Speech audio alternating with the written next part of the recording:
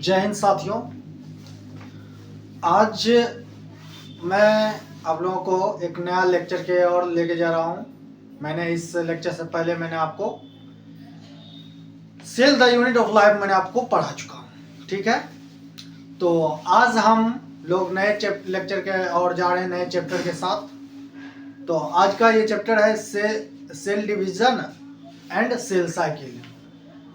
इसके बारे में हम लोग आपको बताएंगे, हम आपको आखिर सेल डिवीजन क्या होती है और सेल साइकिल क्या होता है। सबसे पहले सेल डिवीजन का मतलब होता है कि एक सेल जो है, जो मदर या पेरेंटल सेल बोल सकते हैं, वो सेल क्या हुआ, डिवाइड करके डॉटर सेल या फिर नए सेल का निर्माण करता है। इससे क्या होता है, मल्टी सेलुलर ऑर्गेनिज्म का निर्माण होता है। या फिर अगर कोई यूनिसेलुलर ऑर्गेनिज्म है तो क्या होता है कि एक सेल जो होता है वो डिवाइड होने के बाद क्या होता है कि दो अलग ऑर्गेनिज्म का निर्माण कर देता है, ठीक है। जैसे अमीबा है, तो अमीबा क्या है, एक सिंगल सेल है। जैसे और वो अगर डिवाइड हो जाता है तो डिवाइड होने के बाद वो दो और अमीबा में कन्वर्ट हो जाएगा। लेकिन कुछ ऐसे जैसे हमारे बॉडी है, तो हमारे बॉडी क्या हो रहा है कि एक सेल के डिवाइड होने से क्या हो रहा है, वो एक ही सेल के साथ कनेक्टेड रहता है। कनेक्टेड होने के कारण क्या होता है, हमारे बॉडी का निर्माण होता है, जो कि हम मल्टी सेलुलर ऑर्गेनिज्म कहलाते हैं। तो इस प्रकार की बहुत सारे बातें क्या करेंगे, आज हम डिस्कस करेंगे। फिर इस प्रकार से हमारा ये लेक्चर चलते रहेगा। चलने के बाद मतलब कि चलते क्या रहेगा कि एक टाइम आएगा जहाँ पर इस लेक्चर का समापन हो जाएगा।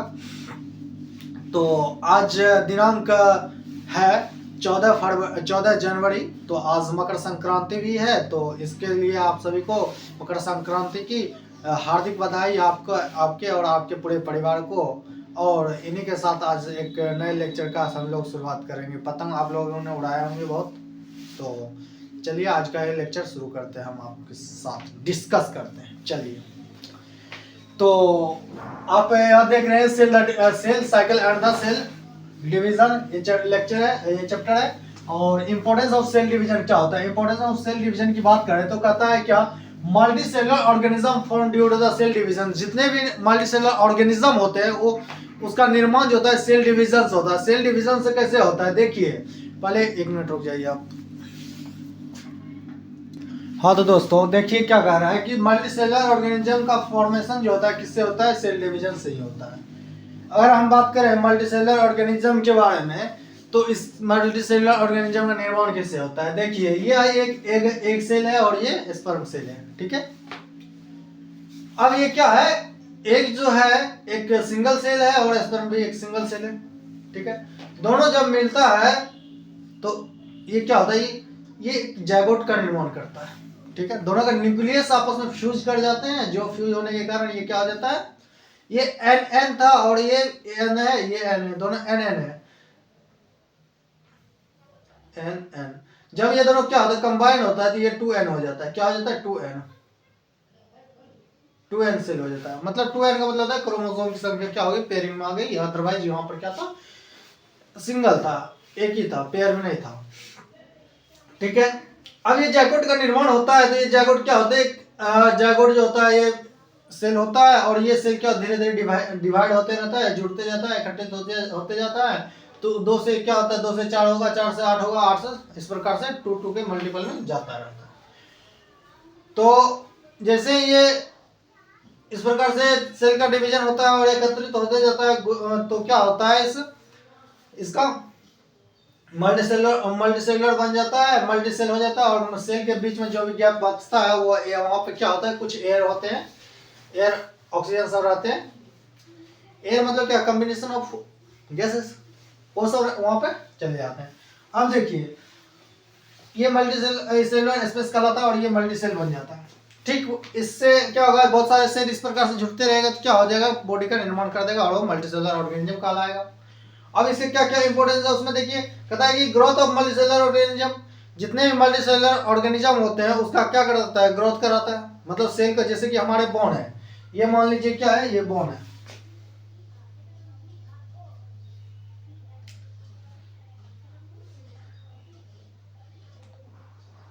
ये बोन है। अगर सबसे पहले इस बोन का निर्माण हुआ होगा तो सबसे पहले एक सेल बना होगा, फिर एक सेल इसी प्रकार से सेल सेल जुड़ते हुए जुड़ते जुड़ते क्या हो गया, इस प्रकार से जुड़ते जुड़ते इस बॉन्ड का निर्माण हो गया।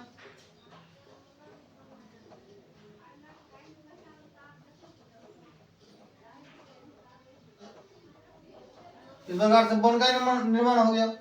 तो कह रहा है कि इसी प्रकार से हमारे बॉडी का क्या करता है, ग्रोथ करवाने में मदद करता है कौन, मल्टीसेलुलर ये सेल डिवीजन। आगे कहता है कि फॉर्मेशन ऑफ न्यू आरबीसी, मतलब जो आरबीसी जिस का टाइम लाइफ टाइम क्या होता है, लाइफ टाइम 120 डे होता है, 120 दिन होता है। अब 120 दिन के बाद क्या होगा, आरबीसी खत्म हो जाता है। क्या हमारे बॉडी में इस प्रकार से तो ब्लड तो खत्म हो जाना चाहिए, लेकिन ऐसा नहीं होता। ब्लड सेल जो होती है आरबीसी वो खत्म हो जाना चाहिए, लेकिन ऐसा होता है नहीं होता है। 120 दिन के बाद क्या होता है कि फिर से नया आरबीसी का निर्माण होता है। तो वो कैसे होता है, एक सेल दूसरे सेल में निर्माण मतलब बना करके जाता है। ठीक है। अब देखिए सेल रिपेयर, जैसे कि हमारे बॉडी का कहीं भी कटिंग लग जाती है, कटिंग लगने के बाद क्या करते हैं हम लोग, कटिंग लग जाता है तो कटिंग लगने के बाद हम लोग क्या करते हैं, उसमें क्या करते हैं, मलहम पट्टी करते हैं। वो क्या हो जाता है, कुछ दिन के बाद 24 घंटे के बाद हमारा सेल जो कटा हुआ पार्ट रहता है, जहाँ पे कटता है वो मतलब हल्का कटिंग रहता है, तो क्या होता है, रिपेयर हो जाता है। अगर बहुत सीरियस कटिंग है तो उसमें टाइम लगता है। ठीक है। तो आगे देखिए फॉर्मेशन ऑफ गैमेट्स, गैमेट्स का भी फॉर्मेशन करवाता है कौन, कहलाता है सेल डिवीजन। मान लीजिए कि आगे हम बता रहे हैं कैसे होता है गैमेट का फॉर्मेशन। ठीक है। अब यहाँ देखिए माइटोसिस है, टाइप्स ऑफ डिवीजन लिखा हुआ है। टाइप्स ऑफ डिवीजन जो होता है जनरली 3 प्रकार के होते हैं। कितने होते हैं, 3 प्रकार के होते हैं। माइटोसिस होता है, मियोसिस होता है, एक एमाइटोसिस होता है, जिसका हम स्टडी नहीं करते हैं। ठीक है। अब देखिए यहाँ टाइप्स ऑफ सेल डिवीजन में जो पहला डिवीजन है क्या है, माइटोसिस है। माइटोसिस में ये मान लीजिए क्या पेरेंटल सेल बोल सकते हैं या फिर मदर सेल बोलते हैं। अब ये सेल क्या हो रही, डिवाइड हो रही है। तो डिवाइड हो रही है तो ये आपस में कटेगा इस प्रकार से, दो बन जाएगी, दो बनेगी तो दो सेल जो बनेगी उसका भी क्या होगा, अमाउंट क्या होगा। माइटोसिस में जैसा सेल का जो अमाउंट रहता है डीएनए का, डीएनए क्रोमोसोम न्यूक्लियस सब क्या होगा, सेम होगा। ठीक है। ये मान लीजिए दो सेल बनाए, डिवाइड हुआ। ठीक है, जिसको डॉटर सेल बोल दिया। अब उसी प्रकार से अगर सिंगल क्रोमोसोम वाला और सेल है, ठीक है, तो उसमें क्या होगा, उसमें अगर डिवाइड होगा तो पेरेंट की तरह ही होगा। इसमें भी इस प्रकार से डिवीजन होगा, तो डिवीजन होगा तो यहाँ पर भी क्या हो जाएगा, एन कंटेनिंग 2 सेल बन जाएगा। ठीक है। लेकिन यहाँ पर क्या है, इसका भी जो होगा वही इसका भी होगा, क्रोमोसोम की नंबर, इसलिए एक ही दिखाते हैं। मतलब वो डिवाइड होकर के डॉटर सेल का निर्माण कर दिया। ठीक है। अब देखिए जितना क्रोमोसोम की कंटेंट ऊपर में 46 था उतना ही इसमें डॉटर सेल में भी है, और डीएनए की जितना था अमाउंट उतना ही इसमें भी है। ठीक उसी प्रकार अब सिंगल क्रोमोसोम वाला ये सेल है तो इसमें 23 क्रोमोसोम है, तो इसमें भी 23 है। और डीएनए कंटेंट क्या है, 2C है, तो 2C इसमें भी आ गया। अब मियोसिस में क्या होता है कि मियोसिस में डिवीजन होने के बाद क्या, हर चीज हाफ हो जाता है। हाफ हो जाने का मतलब क्या है कि जैसे अगर 2n है तो यहाँ पर क्या हो रहा है कि क्रोमोसोम की संख्या क्या है, 46 है। और जब वो डॉटर सेल बढ़ा, ये डिवाइड हुआ, दोनों सेल में क्या हो गया, जैसे ये भी एक बना, इसमें भी क्या आ रहा है, 23 क्रोमोसोम आ रहा है, और कंटेंट डीएनए की कंटेंट C आ रहा है। यहाँ 2C था, ये क्या हो गया, C हो गया, हाफ हाफ हो जाता है। इस प्रकार के डिवीजन को हम लोग क्या बोलते हैं, मियोसिस बोलते हैं। ठीक है। आगे इसके बारे में अच्छे से हम लोग पढ़ेंगे, मियोसिस क्या होता है, माइटोसिस क्या होता है, सारी चीज पढ़ेंगे हम लोग। अब देखिए यहाँ सेल इन एनिमल्स। अब एनिमल में जो होता है सेल कितने प्रकार के होते हैं जनरली, मतलब सेल जो होते हैं हमारे बॉडी में ये अलग बेसिस है। ठीक है। एक बॉडी को निर्माण करता है, एक जर्मिनेटिव सेल होता है जो कि हमारे जर्म को मतलब जेनेटिक जैसे कि एक जनरेशन से दूसरे जनरेशन में जाने के लिए जो सेल तैयार होता है उसका निर्माण करता है। ठीक है। अब देखिए सोमेटिक सेल जो है क्या है, फॉर्म कर रहा है और बॉडी को, हमारे बॉडी को जो बना रहा है, हमारे बॉडी का जो निर्माण कर रहा है, जैसे कि हड्डी हो गया, त्वचा हो गया, आंख मुंह, ये सब जो होता है इस सब किसी सोमेटिक सेल से बनता है। कौन सा सेल, सोमेटिक सेल। अब यहाँ पर देखिए क्या हो रहा है कि ये सेल है, इसमें कंटेंट क्या है, डीएनए की बात करें, क्रोमोसोम की बात करें तो 2n है और 46 है।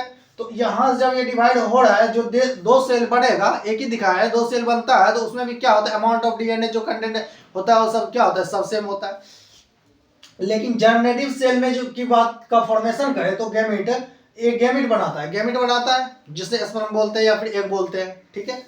अब देखिए ये 2n है, एक जर्म सेल है, ये अगर नंबर बढ़ाना चाहेगा तो क्या करेगा, माइटोसिस करेगा।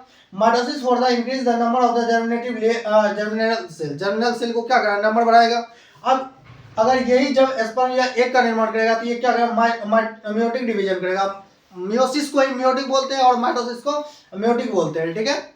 इस प्रकार का डिवीजन होता है। तो इस स्लाइड में इतना ही बात हुआ कि आप देख रहे हैं importance of cell division. Cell division से क्या होता है, मल्टीसेलुलर ऑर्गेनिज्म का निर्माण होता है, ग्रोथ करता है, हमारे बॉडी का आरबीसी का निर्माण करता है, गैमेट का फॉर्मेशन करता है, ठीक है। अब टाइप्स ऑफ डिवीजन की बात करें तो कितने प्रकार के होते हैं, और सेल रिपेयर का काम करता है। टाइप्स ऑफ डिवीजन की बात करें तो क्या होता है, मियोटिक होता है, माइटोसिस, मियोसिस एंड एमाइटोसिस होता है, ठीक है। अब देखिए मियोसिस में क्या, यहाँ पर आप देख रहे हैं मियोटिक, माइटोसिस, माइटोसिस उसी को बोलते हैं क्या, माइटोटिक। माइटोसिस जो होता है इसमें क्या होता है, जितना content DNA, amount of DNA chromosome की संख्या जो पैरेंटल सेल में होता है वही डॉटर में हो जाता है, चाहे हैप्लॉइड हो या फिर डिप्लॉइड हो, ठीक है ना। अगर ये मियोसिस में क्या होता है कि आधा हो जाता है, जो कंटेंट डीएनए अमाउंट जो होता है क्या होता है, पैरेंटल सेल में होता है वो क्या हो जाता है, हाफ हो जाता है डॉटर वाले में। अब सेल में क्या दो प्रकार के सेल होते हैं, एक होता है सोमेटिक, एक होता है जर्मिनेटिक। सोमेटिक सेल जो होता है क्या करता है, हमारे बॉडी का निर्माण करता है, और सोमेटिक सेल जो जर्मिनेटिव सोमेटिक सेल जो होता है हमारे बॉडी का निर्माण करता है, और जर्मिनल सेल जो होता है क्या करता है, हमारे गैमेट का निर्माण करता है। इस प्रकार से इस स्लाइड का बातें हो जाती है। इसको लिखे और मैं अगले वाला स्लाइड में मैं अगली बात बताता हूँ आपको। मल मल धोए शरीर को, धोया न मन का मैल, mitochondria is the powerhouse of cell. चलिए दोस्तों, तो देखते हैं इस प्लांट में कैसे होता है कि जो डिवीजन होती है, सेल डिवीजन जो होती है प्लांट्स में कैसे होती है। कहा जाता है कि प्लांट्स का कोई भी सेल हो, वेजिटेटिव हो या फिर रिप्रोडक्टिव, वेजिटेटिव सेल उसे कहा जाता है जिसे हम खाते हैं, रिप्रोडक्टिव सेल उसे कहा जाता है जिससे क्या होता है कि रिप्रोडक्टिव ऑर्गन का निर्माण होता है, या फिर रिप्रोडक्शन में जो पार्ट में रिप्रोडक्शन में जो एंट्री करता है या फिर भाग लेता है, ठीक है। ऐसे सेल को क्या बोलते हैं, रिप्रोडक्टिव सेल। अब कहता है कि जो भी सेल हो, रिप्रोडक्टिव हो या फिर वेजिटेटिव सेल हो, ठीक है, फूल पत्तियां, ये जो पत्तियां होते हैं, फ्रूट्स होते हैं, ये सब क्या कहलाते हैं, ये वेजिटेटिव कहलाते हैं। जैसे उसका तना हो जाता है, ये सब क्या कहलाता है।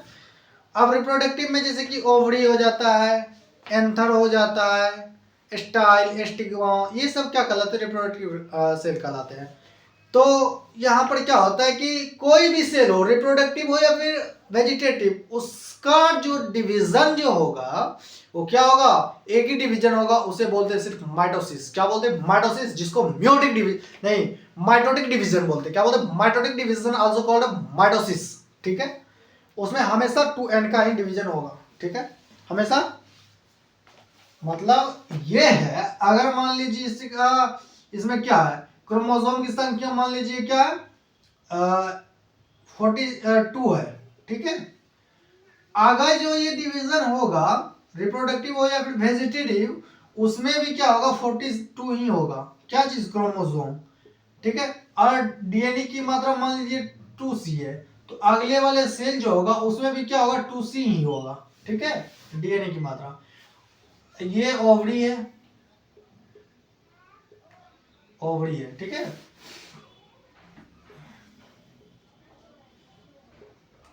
इन सभी में क्या होगा, 42 क्रोमोसोम और डीएनए की मात्रा 2c, हमेशा ऐसा ही होगा, ठीक है। अब tip of root meristematic cell कहलाता है, वो भी, उसका भी डिवीजन कैसे दिखा रहा है, माइटोसिस डिवीजन होगा।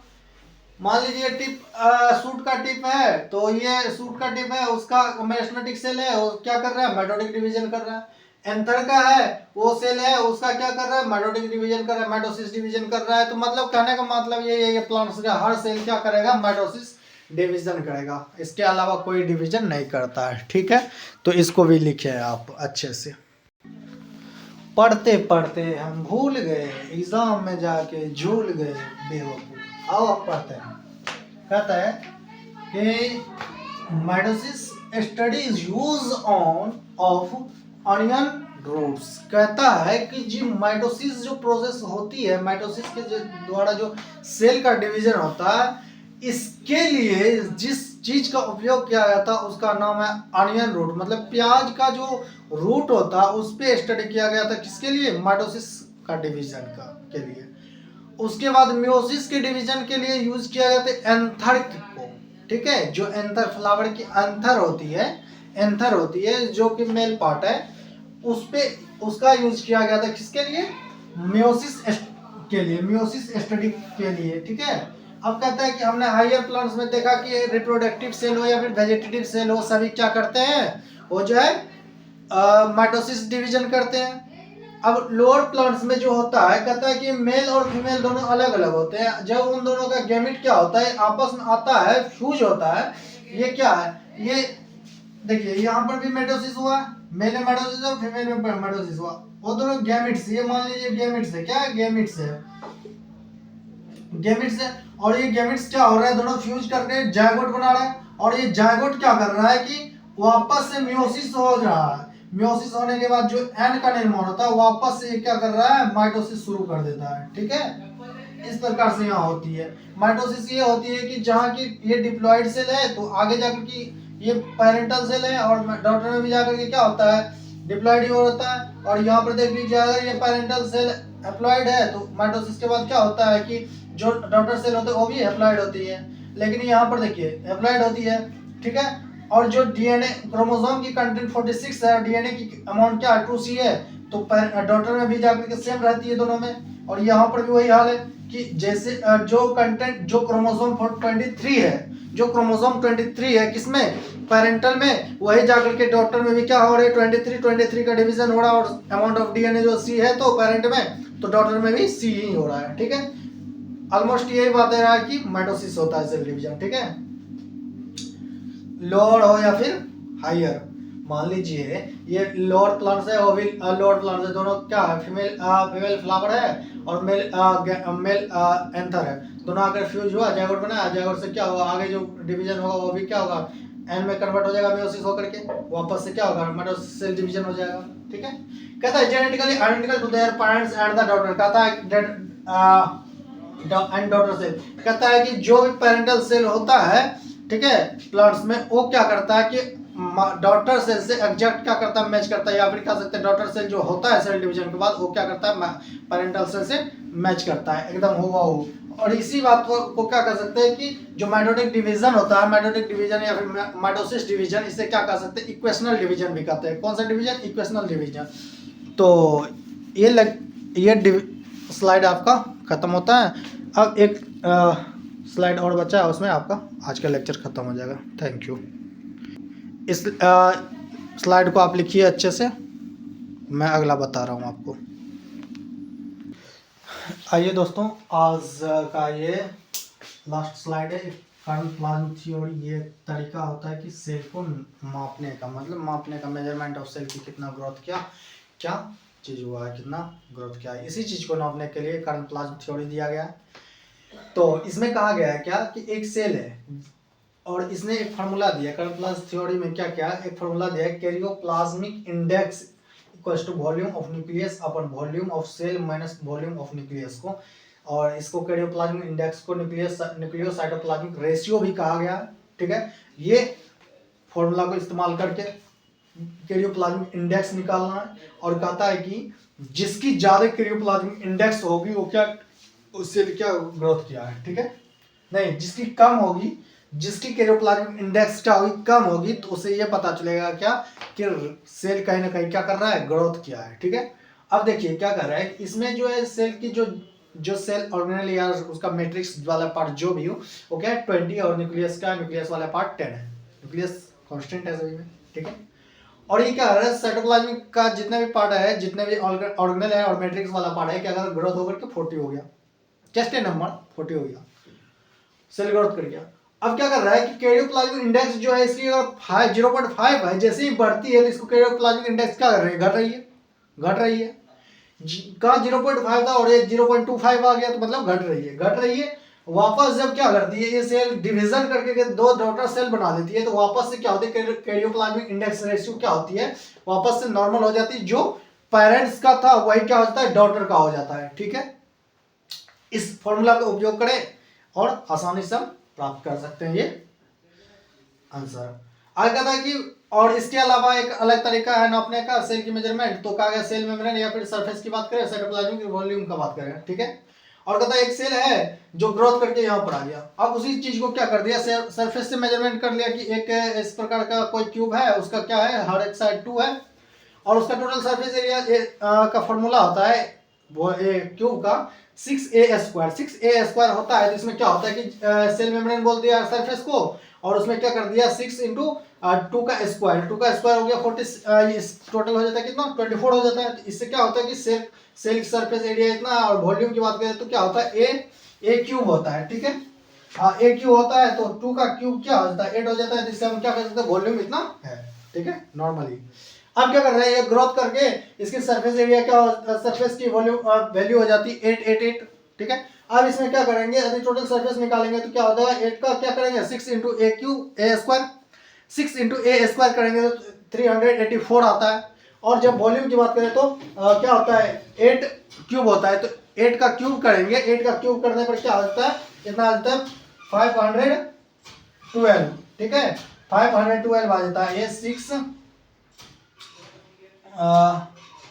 6 इंटू ए का 8 का स्क्वायर इतना हो जाता है। और इसकी बात करें तो 8 क्यूब की बात करें तो 512 हो जाता है, ठीक है। इस प्रकार से क्या कर सकते हैं मेजरमेंट कर सकते हैं सेल की वॉल्यूम और सरफेस को, ठीक है। ये एक मतलब हाइपोथेटिकली बताया गया है, ठीक है। तो इन्हीं के साथ आज का ये टॉपिक क्या ये लेक्चर आज का खत्म होता है। वीडियो अच्छी लग रही दोस्तों तो आप वीडियो को देखें और दोस्तों में शेयर करें, जानकारी बताएं कि यहाँ पर अच्छे कंटेंट मिल रहे हैं। और आपको नीट में की बेसिस की बात करें तो नीट में इससे बाहर कहीं नहीं जाएगा, ये गारंटी है हमारा। तो अच्छा लग रहा है वीडियो तो लाइक करें, शेयर करें, सब्सक्राइब करें हमारे चैनल को। आज के लिए बस इतना ही, थैंक यू।